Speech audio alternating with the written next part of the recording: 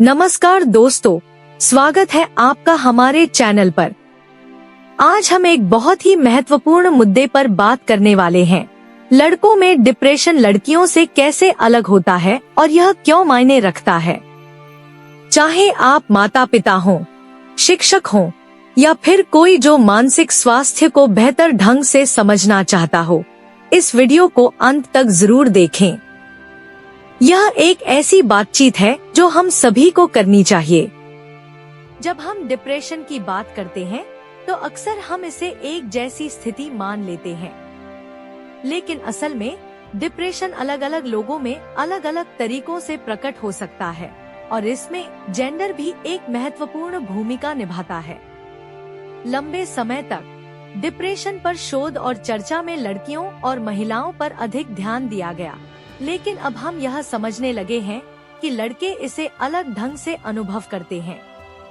शोध से पता चलता है कि लड़कों में डिप्रेशन की पहचान की संभावना लड़कियों की तुलना में कम होती है, लेकिन इसका मतलब यह नहीं है कि वे तकलीफ में नहीं हैं।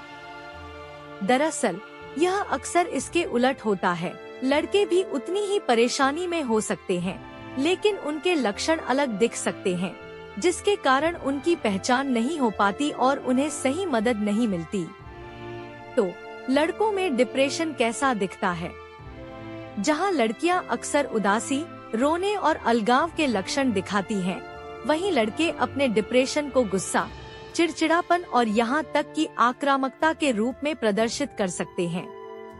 वे बुरा व्यवहार कर सकते हैं, झगड़ों में पड़ सकते हैं या जोखिम भरे कामों में शामिल हो सकते हैं, जैसे कि नशीली दवाओं का सेवन। इन व्यवहारों को आसानी से खराब बर्ताव या सामान्य किशोरावस्था का गुस्सा समझा जा सकता है, लेकिन असल में ये संकेत कुछ और गहरे हो सकते हैं। लड़कों में डिप्रेशन अलग दिखने का एक कारण यह है कि उनके ऊपर शुरू से ही सामाजिक अपेक्षाएं होती हैं। लड़कों को अक्सर मजबूत बनने, मर्द बनने और अपनी भावनाएं न दिखाने के लिए कहा जाता है। रोना या उदासी व्यक्त करना कई बार कमजोरी का प्रतीक माना जाता है। इस वजह से लड़के अपनी भावनाओं को दबा सकते हैं या उन्हें ऐसे तरीकों से व्यक्त कर सकते हैं जो सामाजिक रूप से अधिक स्वीकार्य हैं, जैसे कि गुस्से या शारीरिक लक्षणों के रूप में। इसका मतलब यह हो सकता है कि लड़के यह भी नहीं समझ पाते कि वे डिप्रेशन में हैं, या फिर वे मदद मांगने में शर्म महसूस कर सकते हैं।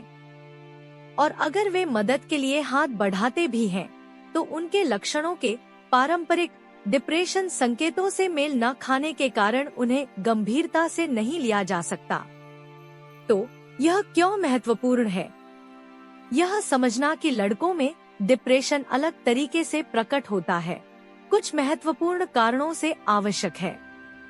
सबसे पहले, इससे यह सुनिश्चित होता है कि लड़कों को वह समर्थन और उपचार मिल सके जिसकी उन्हें जरूरत है।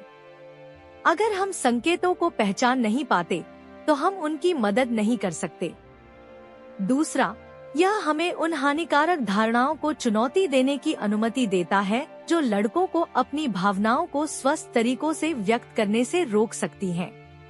इन विभिन्नताओं को स्वीकार करके हम घर पर, स्कूलों में और समुदायों में ऐसे वातावरण बना सकते हैं जहां लड़के बिना किसी डर के अपनी भावनाओं के बारे में बात कर सकें और मदद मांग सकें। तो हम क्या कर सकते हैं?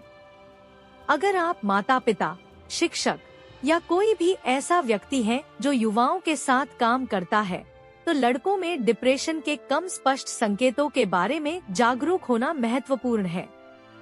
धैर्य रखें, बिना किसी पूर्वाग्रह के सुने और भावनाओं के बारे में खुलेआम बातचीत करने के लिए प्रोत्साहित करें।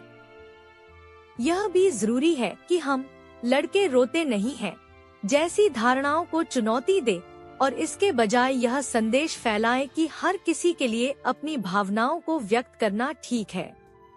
देखने के लिए धन्यवाद और इस महत्वपूर्ण बातचीत का हिस्सा बनने के लिए भी। आइए हम सब मिलकर यह सुनिश्चित करें कि हर बच्चा, लड़का हो या लड़की, दिखाई दे, सुना जाए और उसे समर्थन मिले। अगर आपको यह वीडियो मददगार लगा हो, तो कृपया इसे लाइक करें, किसी ऐसे व्यक्ति के साथ साझा करें जिसे इससे फायदा हो सकता है, और ऐसे ही और वीडियो के लिए चैनल को सब्सक्राइब करें। अपना ध्यान रखें और अगले वीडियो में मिलते हैं।